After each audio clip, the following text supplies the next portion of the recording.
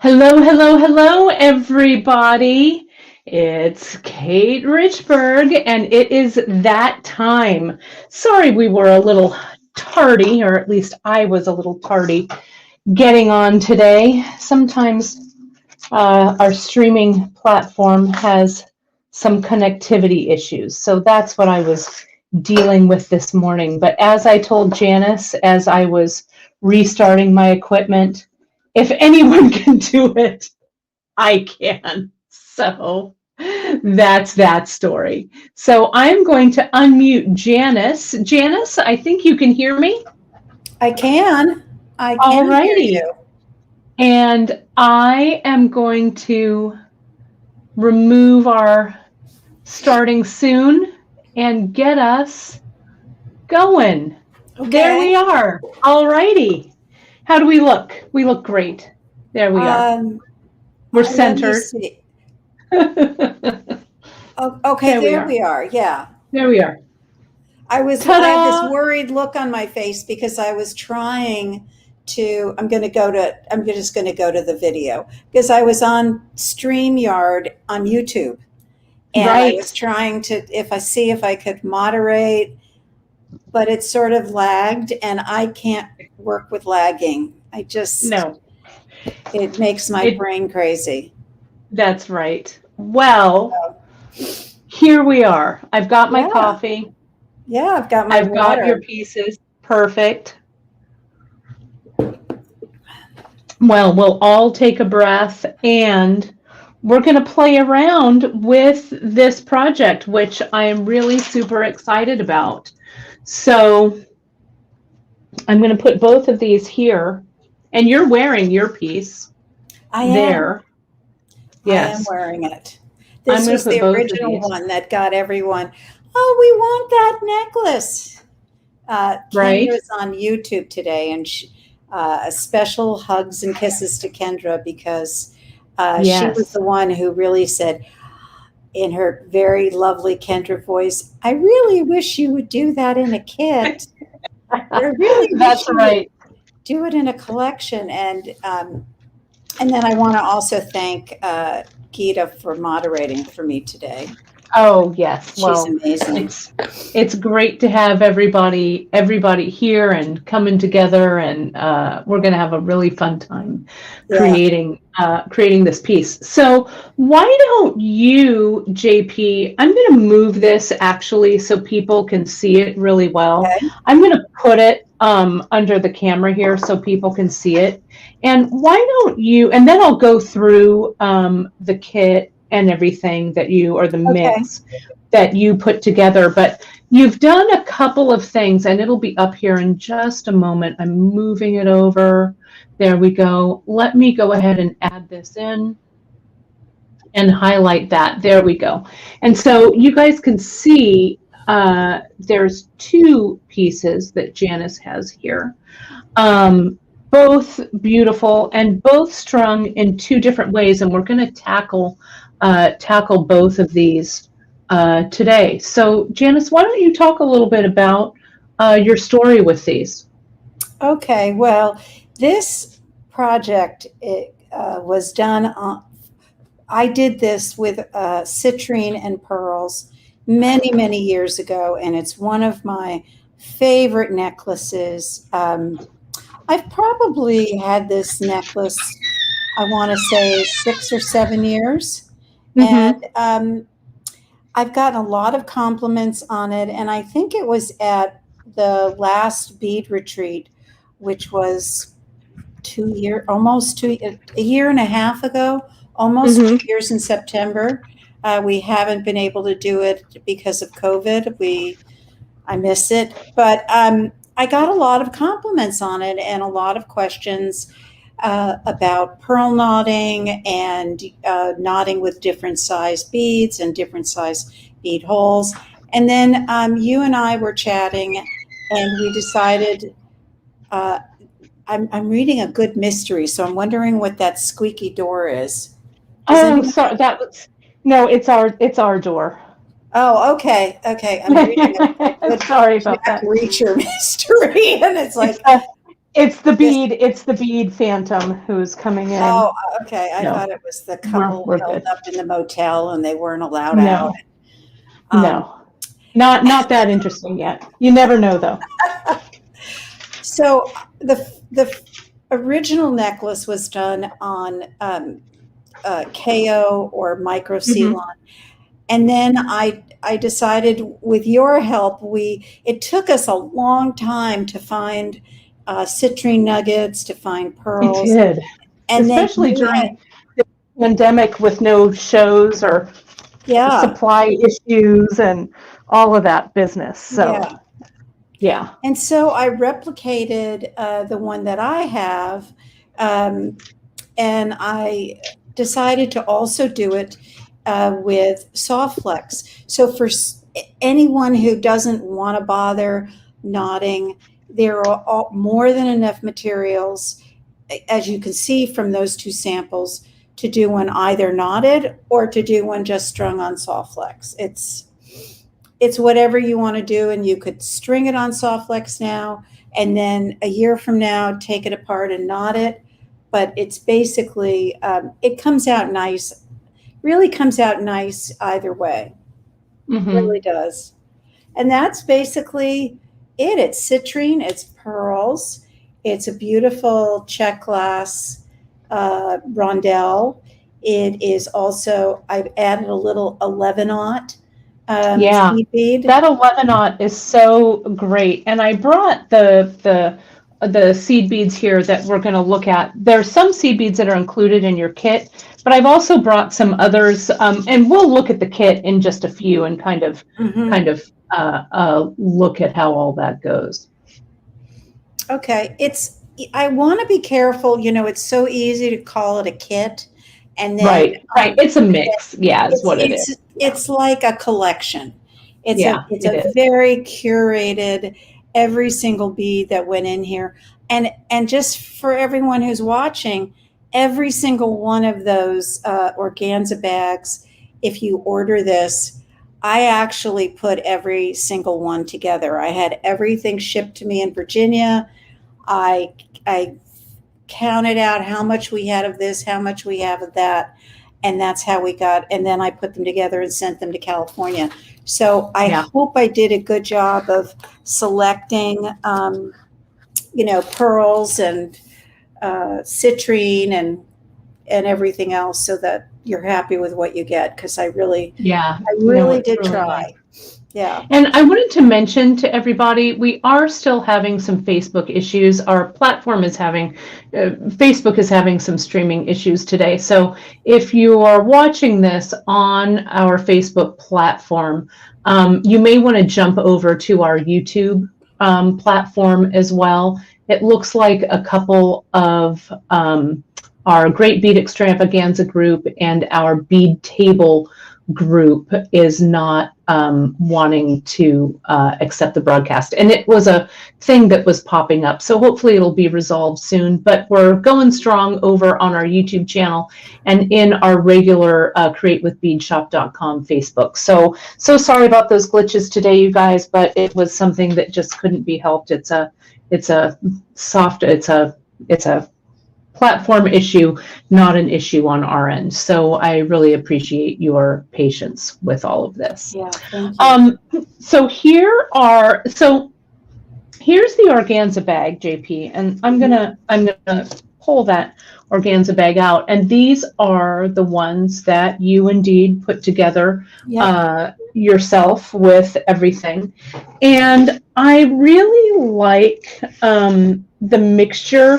Like you said, it was kind of a challenge, I guess, to put these to pick all of these out, because you really wanted to have the best of the best for each of these. Okay, right. So I'm going to pull these out, and why don't you, Janice, talk a little bit about each of these little baggies that are here, the baggies. We've got this charm and this button that you really like.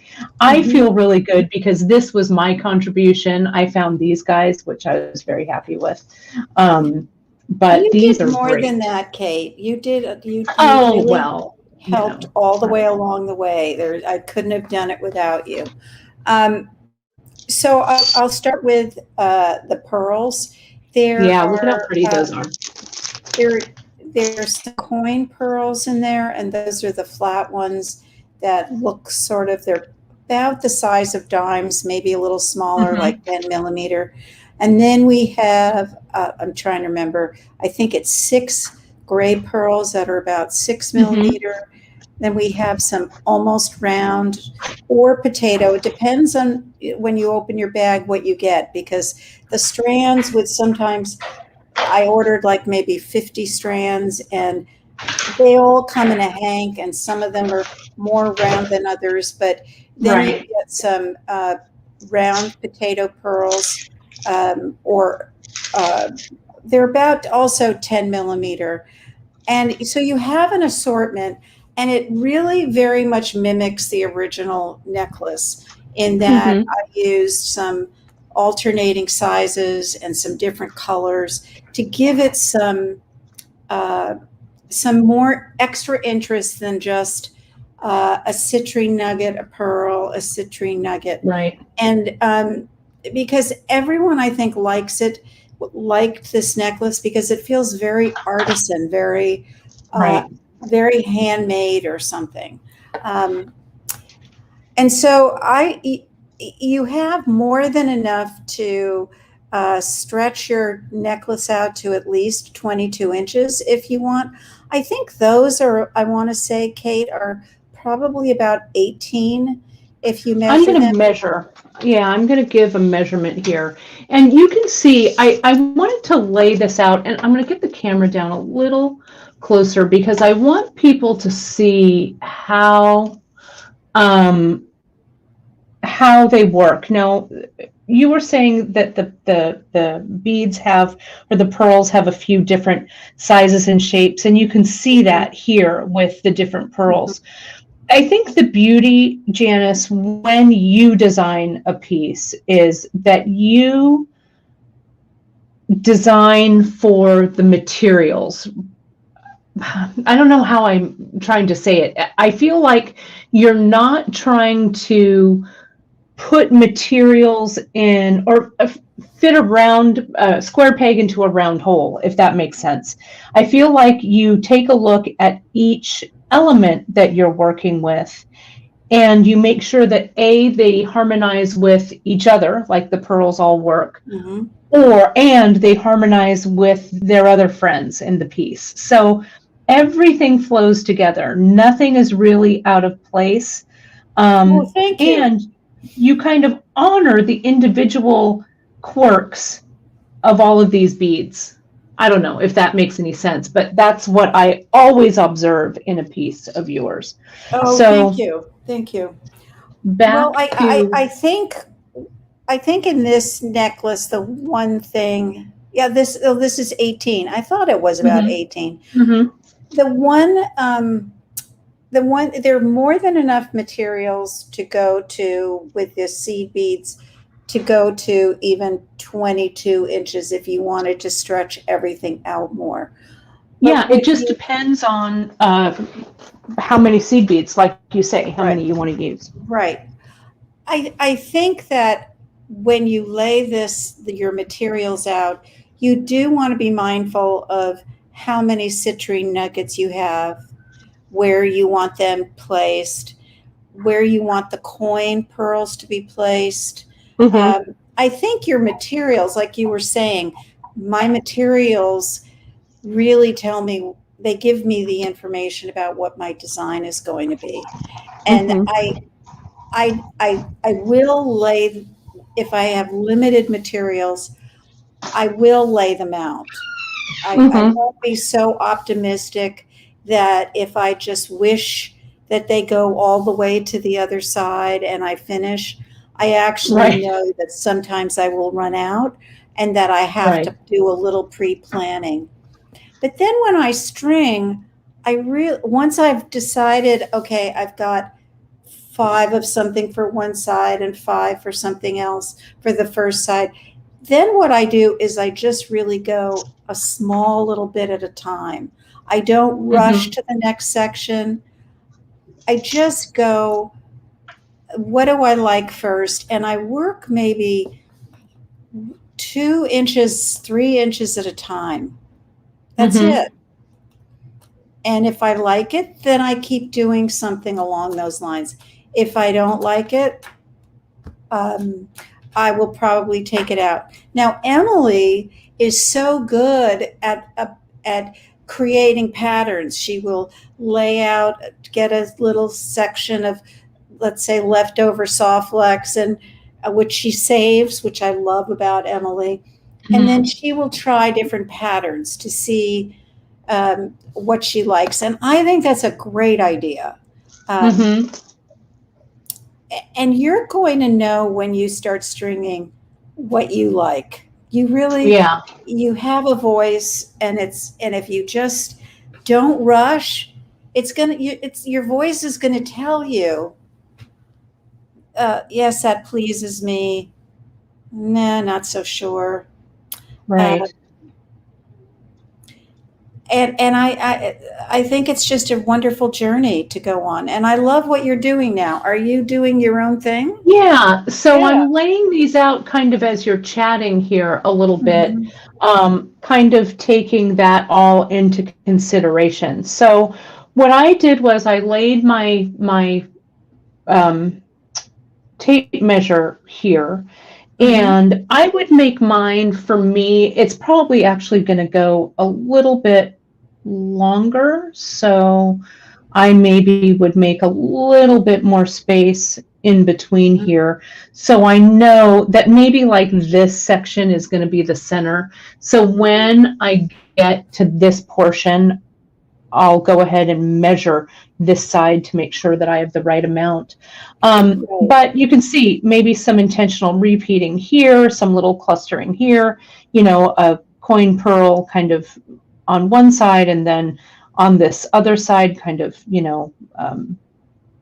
on kind of the opposite, going in a diagonal direction, putting some of the smaller citrines in the back, maybe I'll switch this out, getting maybe one that has a nice juicy color. These citrines will vary. And what you did, Janice, was you sent a whole bunch of rejects over to when you sent these with you, because you did indeed, your fingers have touched every single one of the beads that are in all of these kits, which is great. So let me see, 2, 4, 6, 8, 10, 12, 14, 15. So you use 2, 4, 6, 8, 10, 12, 14, 16. So you didn't use everything in this strand. So this is another way that you can elongate your piece by using these rondelles. And I love these rondelles because they have a matte finish to them.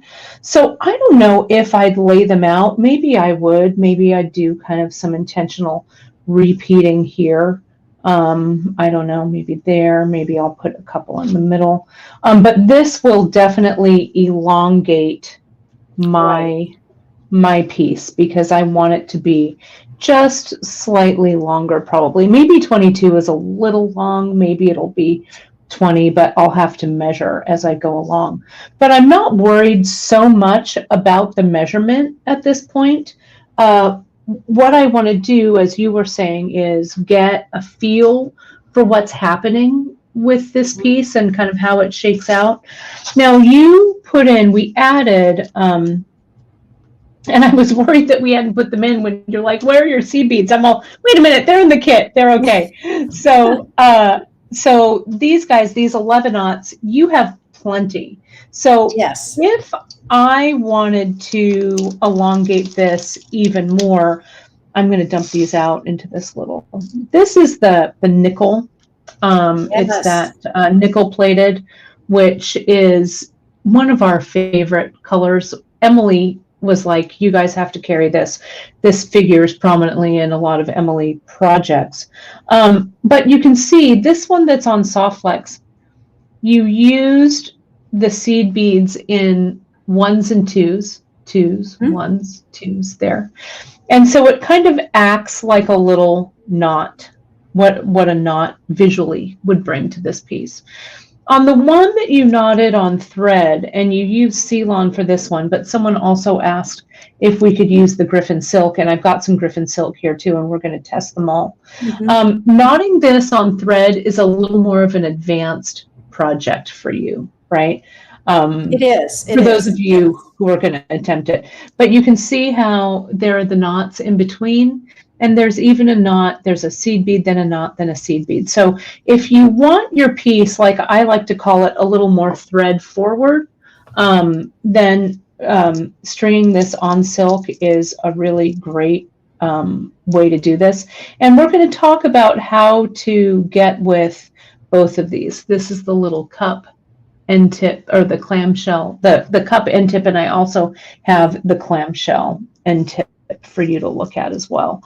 So this closure, I'd like you to talk about the closure, Janice, real quick. Sure. Before we jump in. I'm going to lay these out so you guys can really see the finish. I'm going to turn this one over. So this is the soft flex side, and then this is the thread side.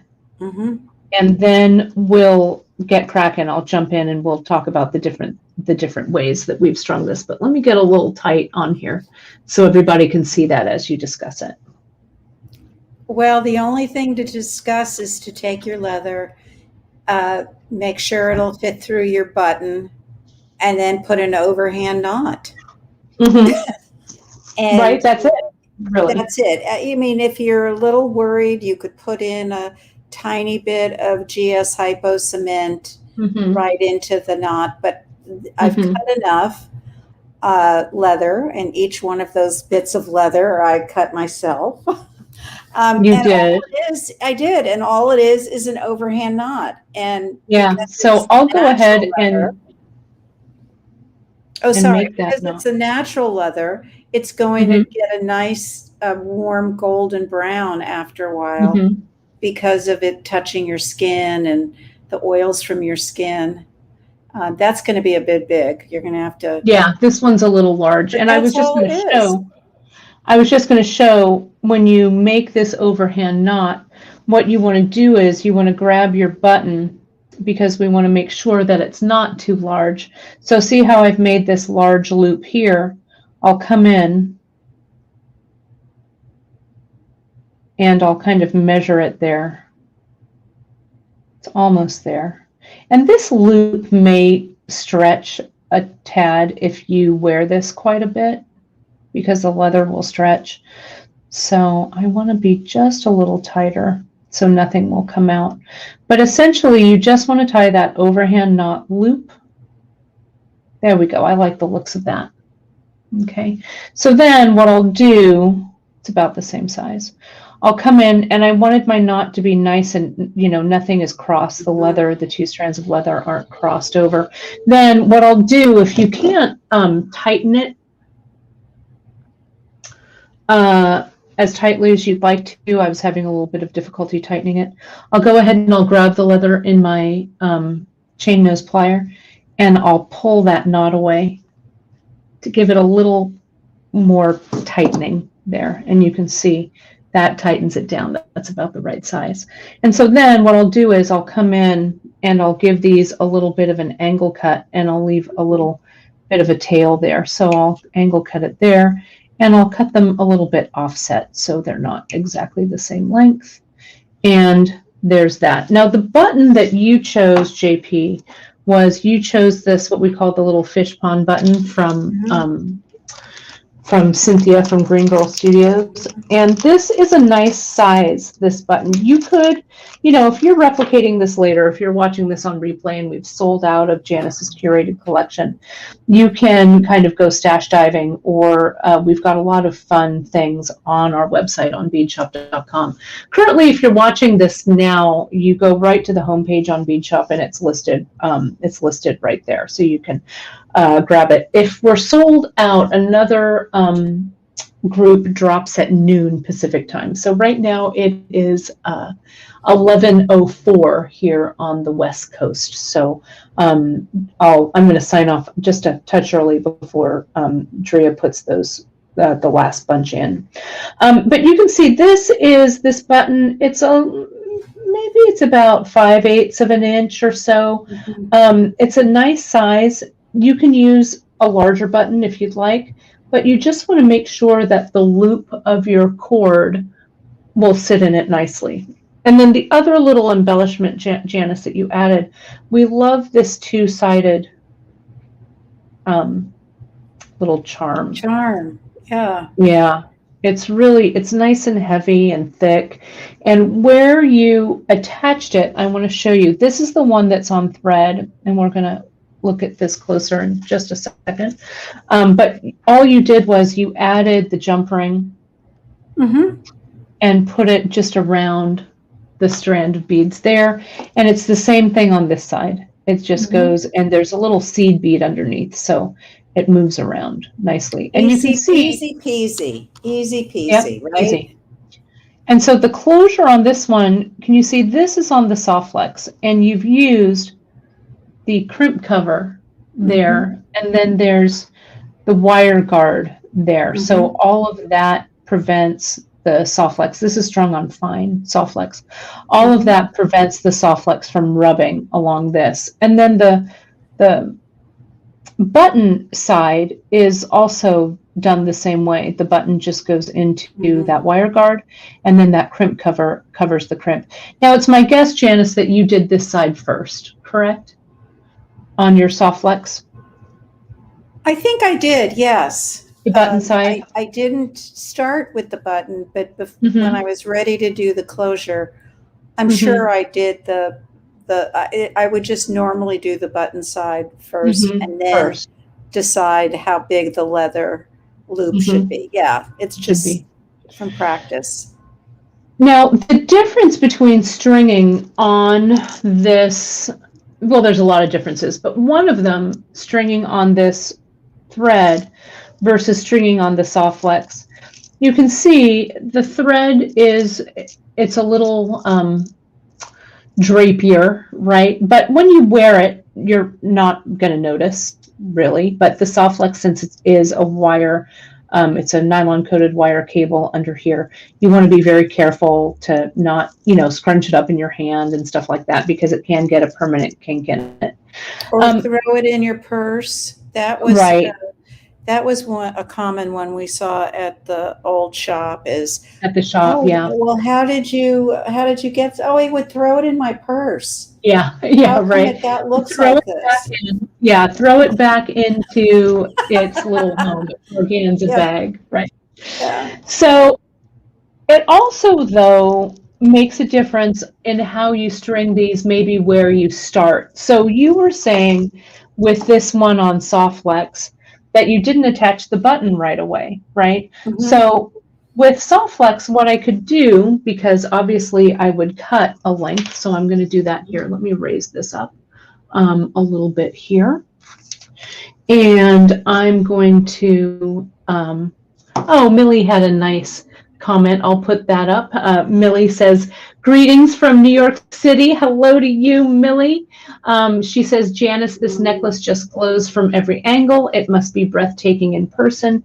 Thanks for sharing. And it is a beautiful, beautiful piece. It's a lot of fun to work on. So I'm going to say that I'm going to put myself up on the screen here for just a second. Okay. So if I'm measuring, let's do this here real quick. And I'm going to actually. And then you have to tell us about the pin before the show is over. Oh, I will. One of my favorite pins. Yeah. I thought, since this was your signature piece, I thought I'd wear one of my signature pieces, which, when Emily taught us how to do, the around a donut, the bead embroidery around the donut, it was really fun. That's a fun one. So I made this guy. I like it a lot. And then it goes with these earrings. Home run. Oh, thanks. Well, it's because it looks like an ancient piece from the Asian Art Museum, I think, Janice, that I went in and you know, put it in my handbag from one of the exhibits.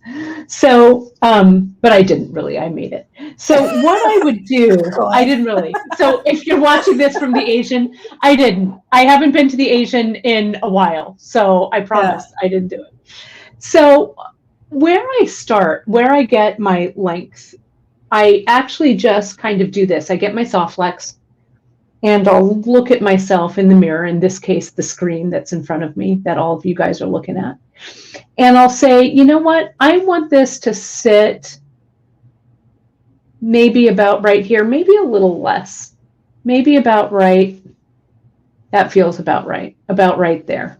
So I'm going to measure this for you guys and tell you what this length is. So I think I know what it is. Yep, it's 20. Look at that. Do I know myself or do I know myself? It's 20, right on the money. Okay. So then I'll add some length so I've got enough to work with. So it looks like I'm going to finish out this spool of Softflex, which is great. So I'm going to add, this might be a little much, but you want to add at least, I would say about 4 inches to give yourself enough room to work with, right? So I would cut about 24 or 25 inches of Softflex here. Okay, so then I'm going to go back to this layout now. And what you could do, this has a little bit of tape residue on it. When you start with your stringing, you could start right in the center. I don't know if you did this, Janice, did you? No, I didn't. I started up near the back because I knew I wanted smaller things by the button and by the leather. And I was familiar with this necklace, so I had one to look at. So I've looked at the one, but the original one I would have started, the original one on the that was knotted, I would start with an end tip. But and we're going to look at that next. Yeah. The beauty of the Softflex is you can start anywhere. Right, exactly. You can start in the middle and then, oh, I like this a lot for the center, or I like this more towards the middle or the end. I mean, the only caveat is you have to put a piece of a flag, a taped flag over your opening before you lift it up and look at it. Seriously. Yeah, because we can't tell you how many times it's all come to tears when you drop your necklace. In the basic stringing class, you would know the staff you'd hear that sound of all of the beads bouncing along the wood floor, and all of the staff would look away. Everyone would look away. Yeah. And then, we had tape dispensers all over the shop. We did. So that we could have tape to put over anyone who was working on something. But it was always sad when, especially children, they work so hard on something and then they fold it up. And then their mom would say they liked it, and that joy that would come with hearing the compliment would sort of release their muscles. And they would relax, and then and there goes the necklace. There goes the necklace. Oh God! Yeah, I can feel it. I can feel that. I can feel that.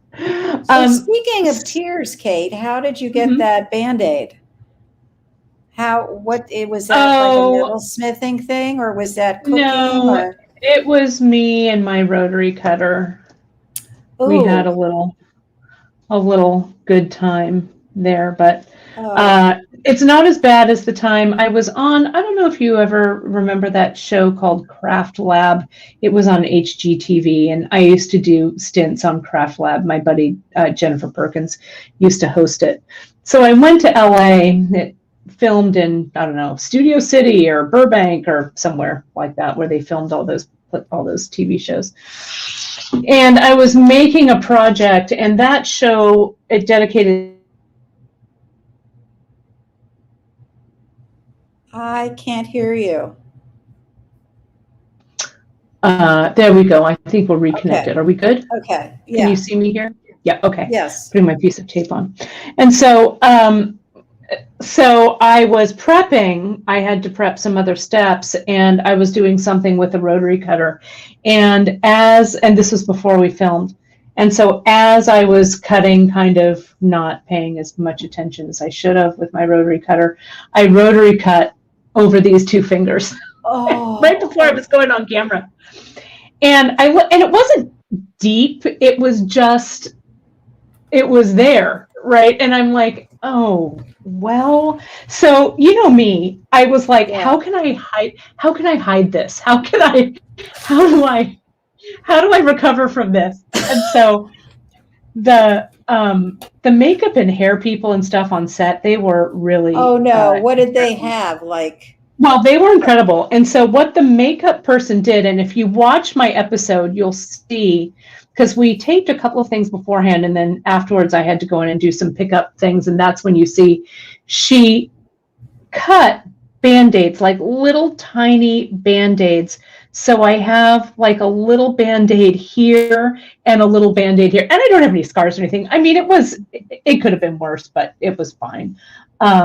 But it was just annoying because, of course, what did I do? I cut myself right before a big shoot. But so that's what I did. I should change the blade in my rotary cutter more often, because when you put a fresh one in, you're like, oh, that's new. Anyway, that's my craft lab story. So, but I'm fine. I hope I didn't gross anyone out with that. But anyway, Janice asked, so I said, yes. Here is this portion, like so. Okay. And so then I will just start. I think I'm on a good road with that, right? So I would just kind of continue. And and if you'll notice what I was doing, I was stringing from one side and then the other, kind of like what JP was doing when she was talking about how she does it. You kind of go a little bit until you're happy with that side, and then you go on this side a little bit and kind of go back and forth with it. So that's how I would tackle this. Now, thread is a little bit of a different story. Okay. And this one, I want to answer this question. Mia was asking, she said, Janice, do your necklaces have a center? As she sees, she has two citrine nuggets close together, but on the side. And so I don't have a center. I don't have a center. No. It was, it moves around. So it's just. I'm going to put us both back on, because I want to show us. I have Sammy here. There we go. Sammy, you do. Say hello. Sammy. Someone at the door? Sammy, is someone at the door? Yeah. Did Timmy fall down the well? Sammy? Sammy?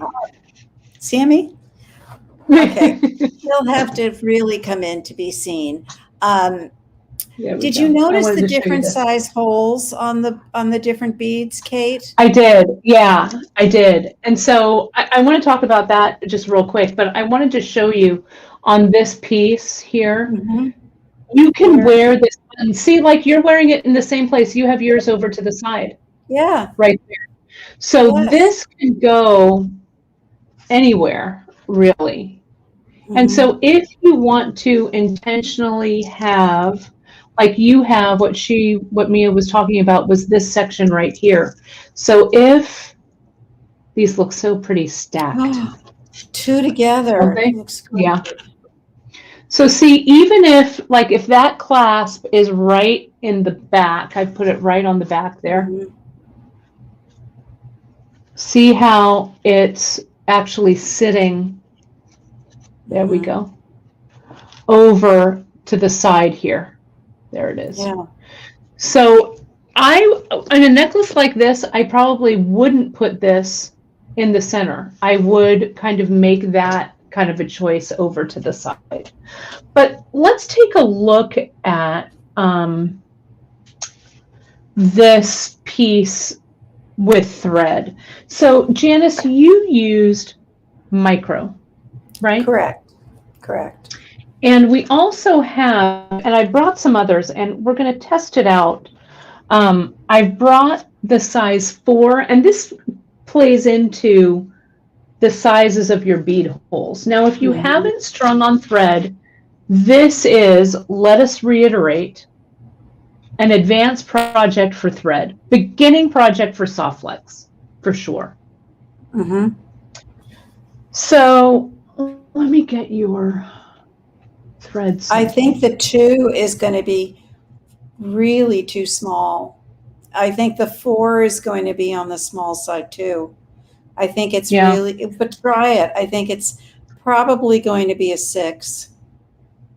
Well, with these pearl sizes, the hole sizes, I don't know, it's hard to say. And you used gunmetal in yours. I grabbed, this I think is looks like cocoa maybe. Yeah. So you can add any color you like. You use the gunmetal there, but I thought you could also introduce a color. A blue would look great on this. You could even add a green. Add a color that you really, look at this Celadon. I don't know what we have in micro. It wouldn't fit in this one, but this green would go really nicely. You could pop a color, this teal. Wouldn't that look pretty? So I would be inventive with your thread colors if you're up to that challenge. So I'm gonna make just a little tiny portion, you know, my little tiny samples here. So I'm gonna get this gunmetal. I'm gonna clip it off. Obviously, you would have cut a lot more. About how much thread, JP, would you cut for this, do you think? I think if you cut 3 yards, you know, for a necklace about 20 inches, I think that gives you, you know, more than enough. Because so that it gets doubled. Yeah, you're gonna double it over. You're gonna double it over, and then you're gonna, depending on the end tip and the thread you use, you have several knots to start on one side. One of the reasons I use the seed beads, even in the knotting project, is because the nuggets and those frisky little check glass rondelles have irregular on the nuggets and large holes on the rondelles. And if I didn't put the seed bead on, I really was not going to be able to make this a project even for intermediate level, because you'd have to do so many double knots and a triple knot, and most people, I mean, they're really hard to do, and life shouldn't be that unpleasant when you knot. No, that difficult. It should be easy. So the needle that the needle that I chose here, and it's hard to see on the screen, but it is the flexible twisted wire beading needles. Okay, and we carry them in a 50 and then in the 10 pack. And you want to use the flexible eye. You don't want to use the collapsible eye. The collapsible eye is heavier and it won't fit through these beads. So this is the one that you want. So sorry, here, let me get this. Do you have enough thread there, Kate? This is just a little short. String and knot? Yeah, I think so. I'm just going to do, I'm just going to do a couple. So here on the end, what I would do is I will bring my strands together, and maybe I will cut. Why struggle with it? You know, because I know in about 4 minutes you're going to say, why didn't I cut more? Why didn't I do that, right? So I'm going to do this, I'll do this, and I'll do this. There we go. We've been down this road before. Yeah. So let me take this thread out. I'm going to throw it on the floor, and I'm going to put this one in. So now, with that end tip, the hole in the end tip, and you were telling me this, Janice. Yes, the hole I can tell you again. needs to be, the knot needs to be heavy enough so it doesn't pull Right. through, right? Exactly. So let me show you the end tip. So what did you do? So I use the traditional end tip and in the antique silver, and it turns out I completely forgot that we have to go to the manufacturer and then we have to have them plated. And so what I put in the list to use is actually the clamshell. And if The you look at clamshell. the And I had them clamshell here just a second and the ago. traditional, the hole sizes are much bigger on the clamshell than they are on the traditional. So do you want to do the traditional together first? Yeah, I'm just looking for I had my end tips here. Did I put them? Ah, here they are. Here we go. I got them. So this is, so you can see the difference here of, let me just do this. Hang on. There we go. There we go.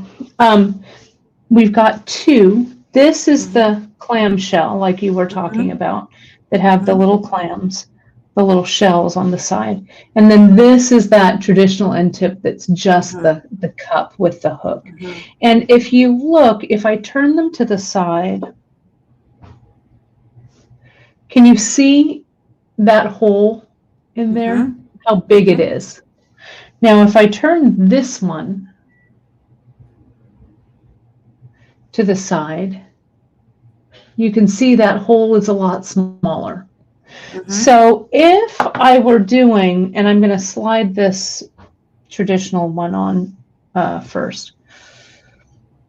If I was coming in and I wanted to tie a bulky knot, what I would do is I'd make my overhand knot and I'd dip my strands through once, twice. I'd probably do this 4 times. The What do you 4 think, times Janice? you need for the clamshell. Right. I'm just going to do, well, if this were for the traditional, the regular one, maybe twice for that. Yeah, 2 times to do it. Yeah. Otherwise it gets really Real too bulky. big. So this is why you have extra thread, so you can experiment, cut off what you don't need.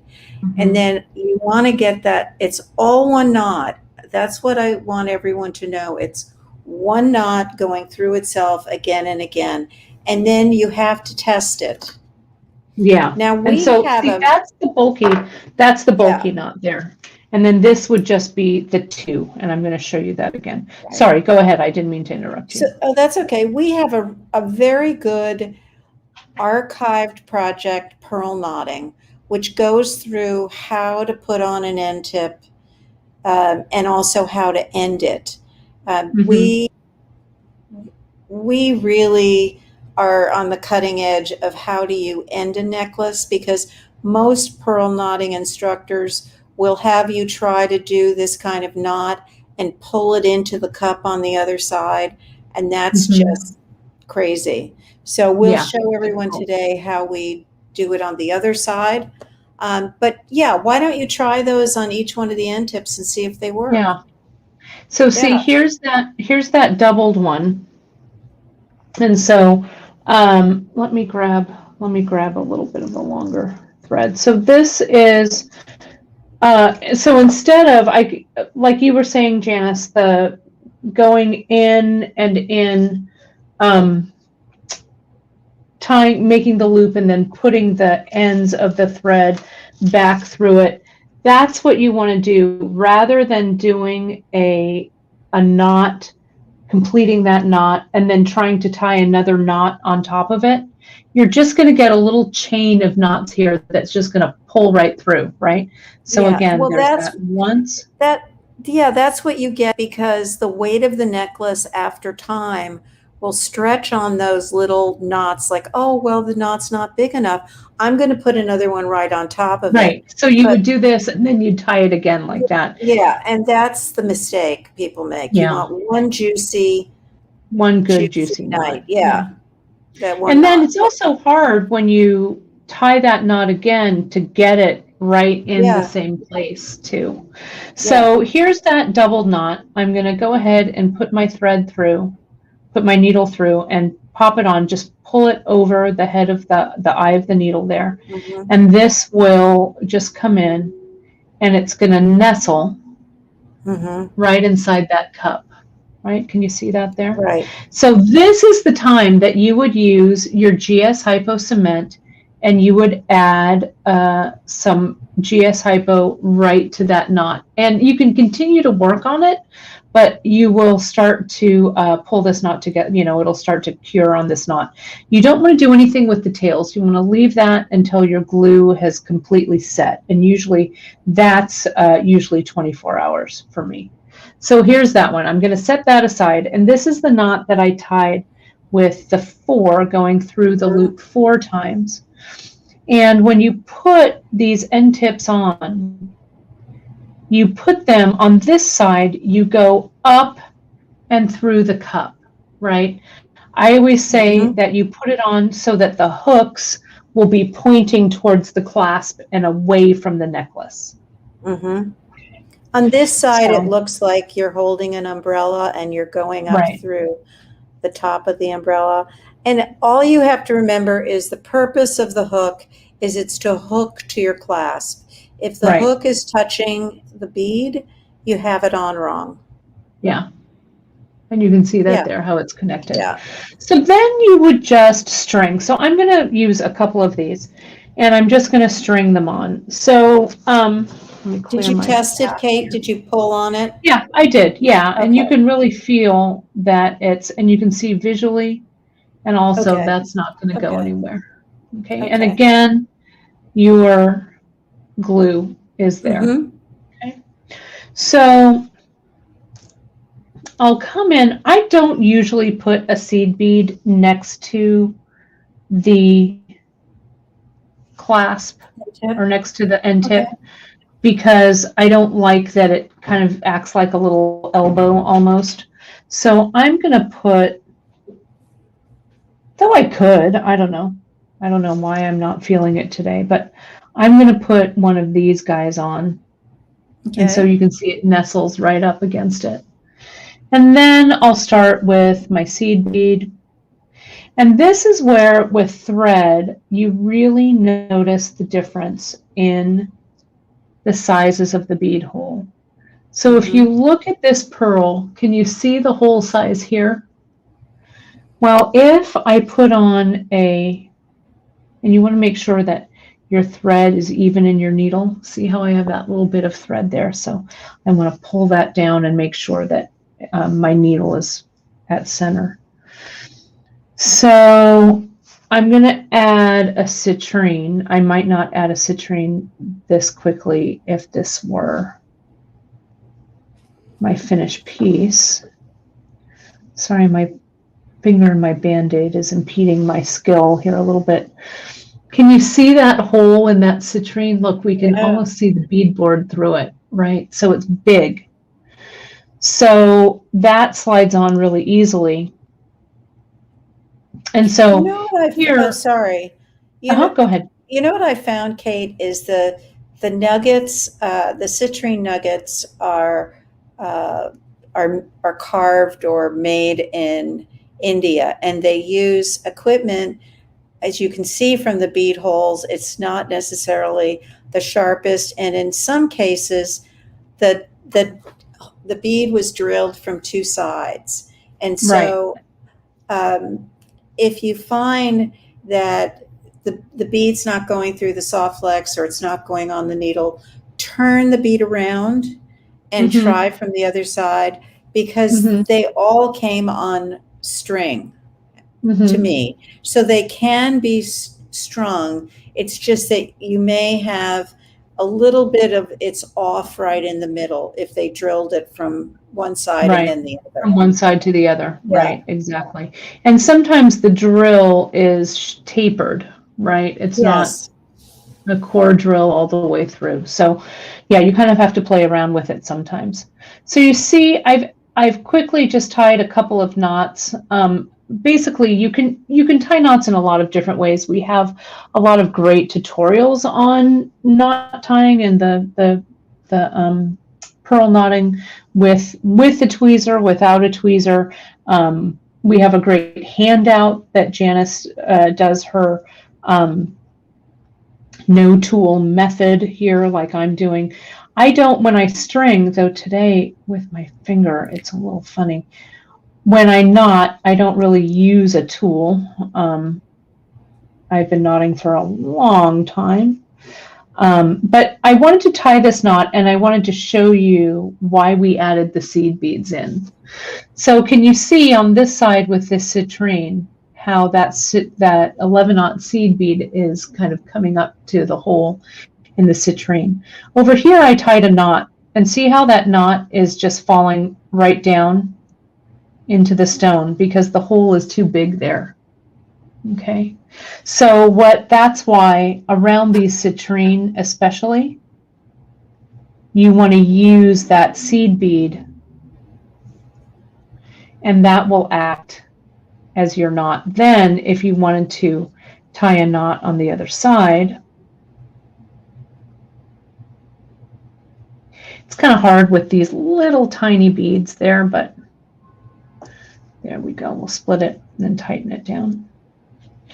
You can see then here's the knot on that side of the 11-aught, and everything is nice and tight.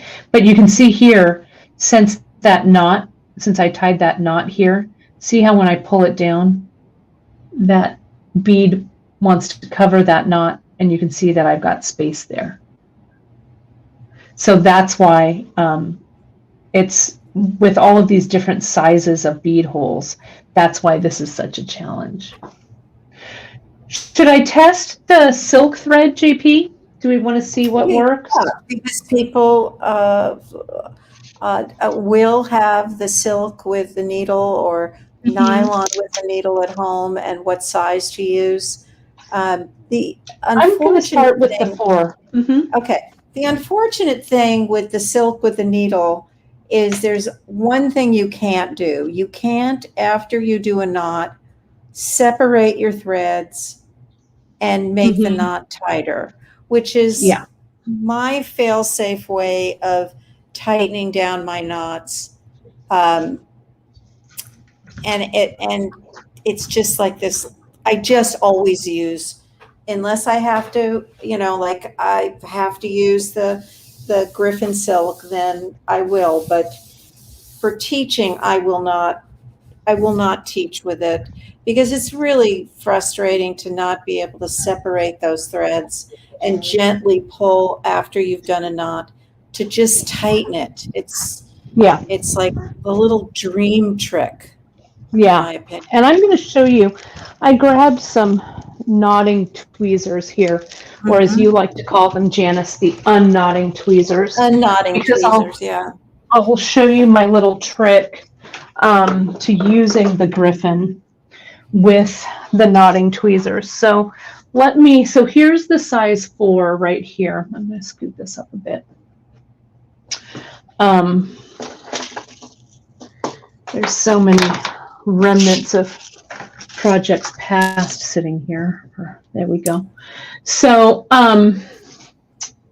here's the silk. Let's check out the 4. Now you were saying, JP, that the 6 might be better, but the thing that I want to test, and even before I unwind this off the card, is I'm going to come in.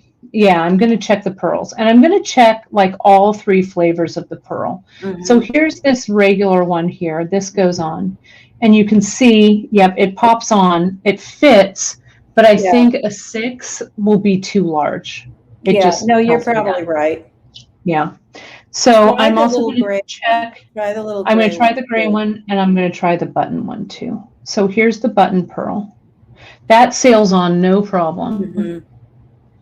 And then that gray one here, that seals on no problem too. Okay, so this, what I'll do, and you've seen me work with this before, I like the silk on the card. It's 2 meters, and it does need to be stretched. I can just come in and stretch it through my hands like this. I kind of give it, it's really strong. So see how, you can see how much I've stretched it. See how when it comes off the card, it kind of has those kinks in it. But as I just run it through my hands and pull, you can see that those kinks kind of pull out a little bit. So I'm just going to do that all along the thread. You can also stretch it. Sometimes I put the end of the thread on the floor and stick my foot on it and stretch it, and pull it up. I stretch it that way. You can add, some people hang it from their doorknob overnight with a little weight or something on it. But just a little bit of stretching. I think even just stretching in your hands like this is sufficient. But so, you don't, Kate, you don't pull from the needle. No. No, okay. Not at all. Just Yeah, letting and that's a everyone good know. point. Because see here how that's where the thread is doubled over. So the way that this is made, and if I unfurl it a little bit, it is actually a doubled over thread. You can see that there. And what they do is they have the wire, the piece of wire that makes the needle, and the thread comes over it, and the thread is twisted one way and the needle is twisted the other. And this works. Lynn is also saying just run it over the edge of your table. That's a great tip as well. So I'm going to go ahead and I'm going to tie a knot in the end of this. You can see here at the end how it is that two strands. So I'll go through once. I'll go through twice. And if I'm using one of those clamshell end tips with this, I'll do that 4 times. This might be a little bit big, but I think it's actually okay. Tighten it up. Then you'd put your end tip on. And you put that knot all the way at the end, didn't you? I did, yeah. No, because if you use some of this thread and you don't use it all, when you cut your thread away, you want all of your spare thread connected to your needle, right? So you don't want to go run like halfway down and go, oh, I'll just save the rest of the thread for later. Well, you can, but it's not going to have a needle on it, right? Because you will have cut the needle off. So here's that end tip right here. So let me just toss on a bead. I'll put on this. Where did it go? There it is. I'll put on this gray pearl. I love those gray pearls. I do too. They're so pretty. So there we go. So this goes on here like this. Then I'll tie my loop or tie my knot like I would normally, but I'll lay it all down on my velvet pad. Then what I'll do is I'll get my knotting tweezer and I'll put one leg, and let me get this a little closer so you guys can see it.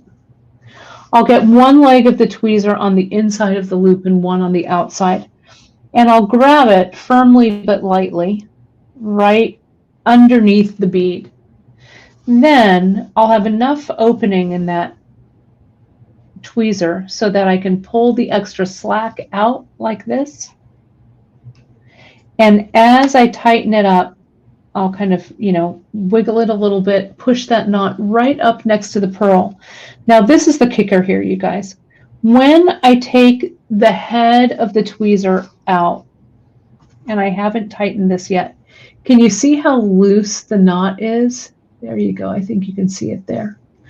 Then what I'll do, while the knot is still slightly open, I'm going to push the tweezers away from me towards the knot and this thread towards me.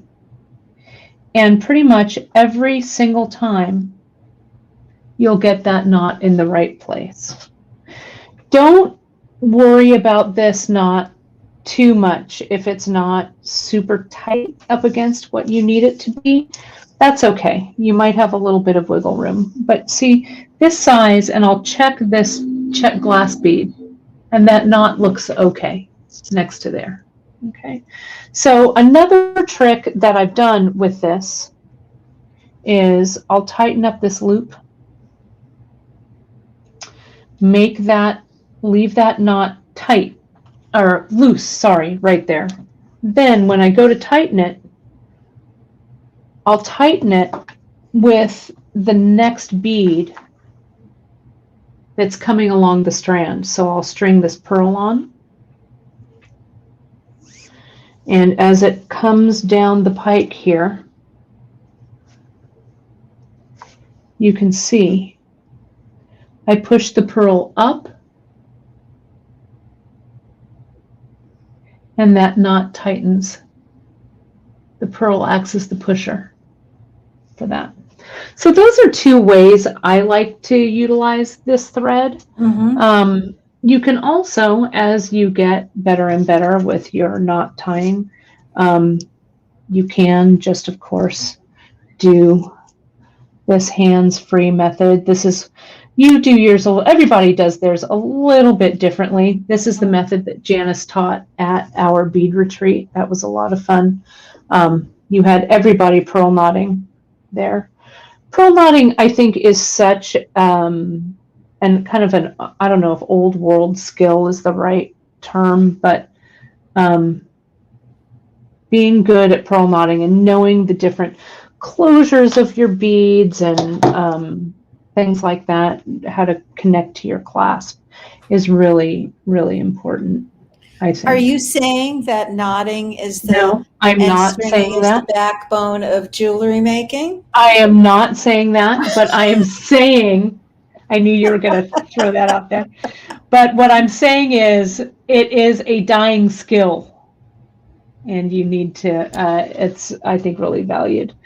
Not as much as wire wrapping would be. It's the age-old argument. That we have wire working versus stringing. Right, versus stringing. But see there? So that's really, really, really great. So let me show you how we would close this off. This will be really tiny. And this, and I want to go over the different closures because we've got to jump off so everybody can grab their beads because it's almost noon.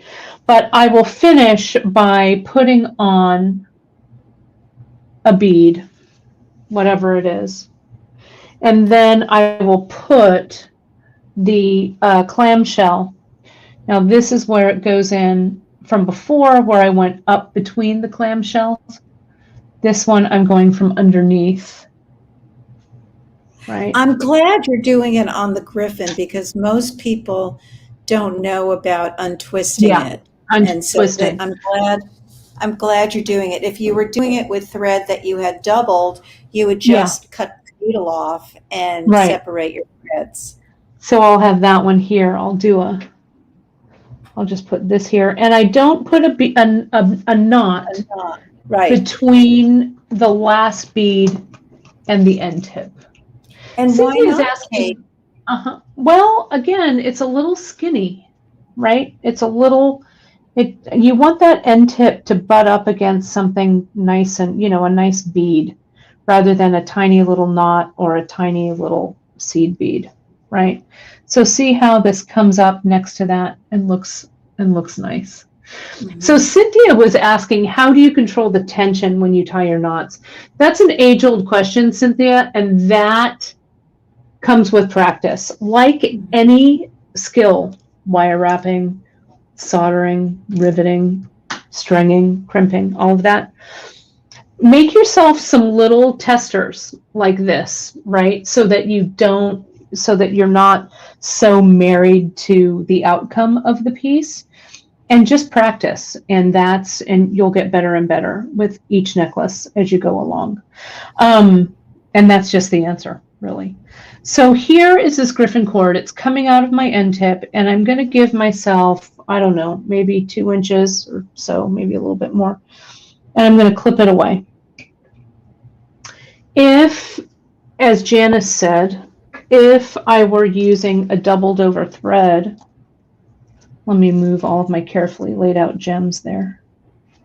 There we go. If we were using just a doubled over thread,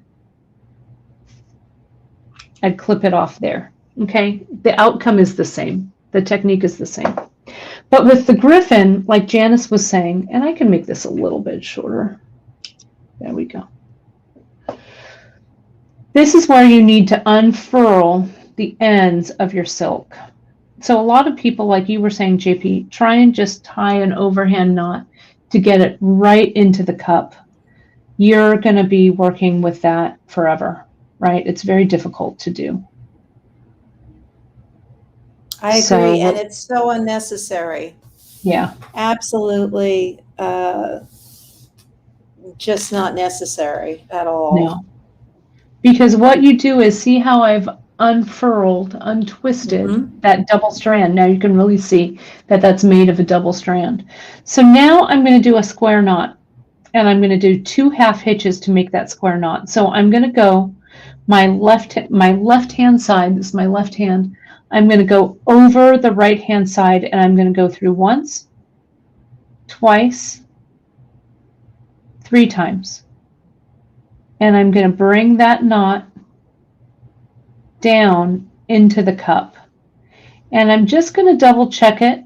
I'm not going to pull it super hard because I don't want to loosen it too much, but that looks like it's the right size. And if it weren't, you would take your tweezers, I would half knot out, and then do one more. I would do one more, exactly. So this side I'll go through once, because these are just half hitches, so I'm going to go through, it was right or left over right, now I'm going to go right over left.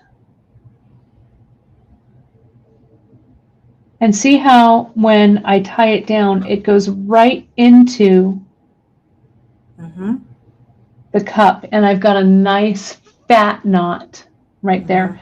Now what I'll do, this is super important, you guys, and this will make or break your necklace, literally. You want to get your GS hypo, you want to get the tip of that GS, and again, test it to make sure that's really tight. I don't want to pull it too much because I don't want to loosen the knot. But I want to get that tip of that GS hypo cement, I want to get it right in there, and I want to put a nice drop so that it really soaks into the knot, okay? Then what I do is I let this piece take a nap overnight. This piece gets its beauty sleep so that this knot and this knot over here dry completely, right? Then the next day I can come in and I can either use my thread burner or my thread snips, and let's pretend that it's been a day, and I'll come in, wants to turn around a little bit on me.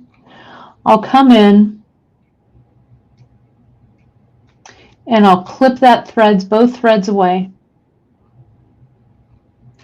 right up next to that knot. And if it has been sealed and cured, that knot's not going to go anywhere. Okay.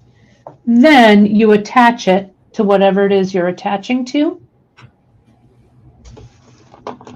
We close the loop first. Did I use a jump ring, Kate? I don't know. Let me look. Because if there isn't enough room, the leather is going to pull that end tip open. On this, there's plenty of room, but you did see that? See how this knot came apart because it wasn't glued, and it pulled right off the end. No surprise there. So don't do, I was trying to baby it because I didn't want to come in, but no surprise with that. So what Janice did here is she did attach, so you're going to need those jump rings on there. Did attach that jump ring around this piece of leather and then connect it. So thank you, JP, for noting that. So that's what I did. You just don't want the end tip, whether it's a clamshell or traditional, to work. Right. You want to have that movement to open it up. It'll open up the end. You want it to just stay closed. Yeah. And then you'll do the same thing on this side. You'll add that jump ring. Right. And onto here. So that's it. But really make sure don't get this, because once this happens, this is restring time. Mm-hmm. Right? There's no recovering from that. Now with the soft flex, all you would do, and I'll show you that sample one more time. When you finish it, you come up and you just treat this button like it's a clasp. Up through the crimp tube, through your wire guard, put the button on the wire guard, then the soft flex goes back through the crimp tube, everything gets tightened, crimped, and then the crimp cover goes on top. And we've got a great skill builder on how to use the crimps and the crimp covers and stuff as well. So on this one here, you can see same thing. There was no jump ring on this one. The wire guard kind of acts like your jump ring. Yeah, it's big enough. It's definitely big enough. Yeah. And so that's it. So that would connect like so. And it looks like that knot on the leather could use a drop of the GS Hypo right into where the right where like it comes. Maybe loosening. Yeah. Just a little. You could. I also gave it a nice pull with my pliers, because sometimes my hands don't want to grab it, don't want to close it as well as it could be closed. Okay. And you could use a jump ring here between the wire guard, the wire guard and the button shank. You could, if you wanted to, but it's large enough, like you said, Janice, that it has movement. Did we forget to answer someone's question? I interrupted and no, I don't think so. We did the tension question. Okay. I don't think so. I think we've done well. So we just have just a few moments. I'm going to put both of us on the screen here. So bear with me here just a moment. There we are. Here we are. There I am. I need to put all of my jewels back on. Come here. Sammy. Sammy, come here. Come on. Oh, Sammy. Now, during the day, he will not let me type on the computer without him being on top of my hands. Oh, that's funny. There he is. Oh, this is also a good length. Here's the 18-incher. Yeah. It's nice. Very nice. But it's you pretty. You don't want it to drag. No, we don't want it to drag. We don't want them to drag on us. We want them to perk us up. Yeah, frame our face. Good. Yeah, it looks really nice. Yeah. So I wanted to mention that the kits are going to go in like less than 5 minutes. So we're going to sign off. But I wanted to make sure and flash all of this stuff, of course. You can find, go to beadshop.com for the information on the project and the products from this broadcast. Sign up for the newsletter for the latest discounts, giveaways, and new products. We've got some fun things coming down the pike. Next month, Janice, May is your birthday month, so we've got some fun things planned for that month, and we've got some little mixes coming up. We've got some fun things, so make sure that you're on our newsletter. So you and I are going to be together next week. I see a cattail. There you go. For Bead Doctor returns on Free Tip Friday next week. So we'll be together. Then, and then I'll be with you on Wednesday. Cat butt. There it is, right there. There he is. With another fun project. We've got some fun things coming up. So. That's my story. I'm sticking to it. So thank you so much, Janice, for sharing all of your expertise with this piece. I'm so glad that it finally came to light. It's really, really lovely. So I really love doing it. Yeah, it's really great.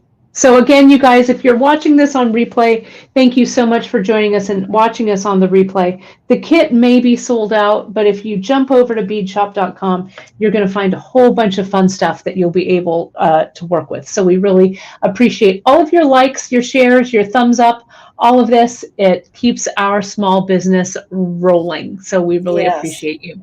All right. Thanks, JP. I'll talk to Thanks, you in like Katie. a minute after we're done. All Okay. right, everybody. Bye, everyone. Thanks Thank so much you. for joining us. Bye-bye.